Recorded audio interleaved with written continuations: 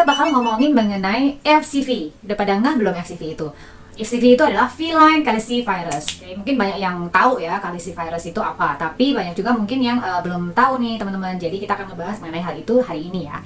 FCV atau feline calicivirus ini merupakan salah satu biang infeksi saluran pernapasan atas pada kucing. Selain si FCV ini, sebenarnya yang bisa nyebabin flu cat itu adalah FHV, yaitu feline herpes virus. Tapi yang FHV ini kita akan bahas di video yang lainnya ya.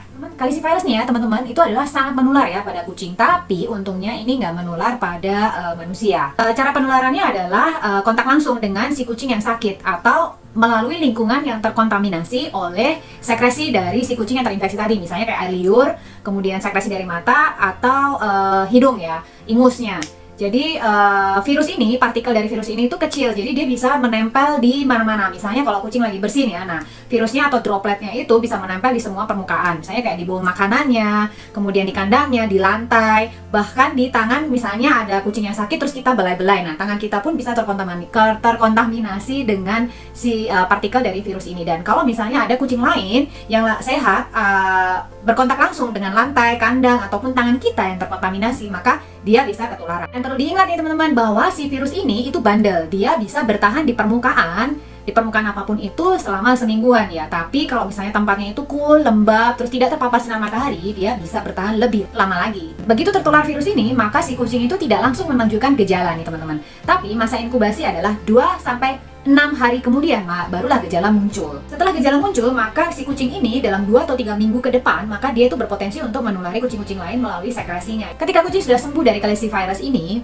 dia masih bisa berpotensi membawa virus itu di dalam tubuhnya sampai beberapa bulan. Bahkan pada kasus-kasus tertentu itu bisa sampai seumur hidup. Jadi misalnya nih, hari ini kucing saya sembuh dari kena virus ini, kemudian nggak lama kemudian dia hamil, lalu 2 bulan kemudian lahirlah si kitten. Nah, si kitten ini karena si induknya ini carrier, maka kitten ini secara langsung tertular.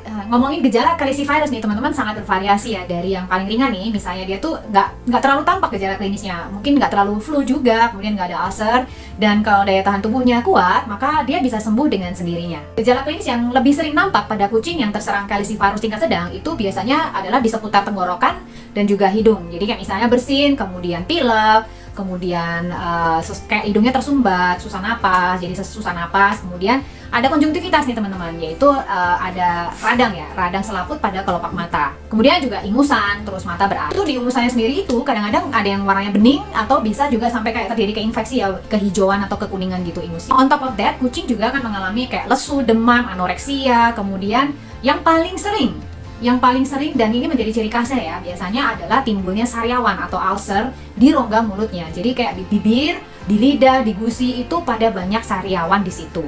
Dan mereka ini karena sariawan, ada luka-luka di rongga mulutnya, maka si kucing ini juga akan sering drooling atau ngiler-ngiler gitu. Nah, gejala lainnya yang tampak biasanya ini pada kitten, yaitu dia limping atau kayak kepincangan gitu. Jadi kayak tadi yang aku bilang bahwa si carrier induknya ini tampak sehat, tapi sebenarnya dia di dalam tubuhnya ada virus. Maka ketika anak yang dikandungnya itu dilahirkan, secara langsung dia ini bisa lahir dengan gejala limping tadi. Meskipun jarang, gejala yang paling akhir ini bisa jadi karena ada strain atau mutasi ya. Strain dari si calicivirus ini yang menyebabkan suatu penyakit yang gejala umum yang menjadi parah. Jadi dia itu disebutnya adalah FCV atau feline calicivirus VSD, yaitu virulent systematic disease. Jadi dia strain dari si calicivirus yang biasanya ini lebih parah daripada yang strain lainnya ya.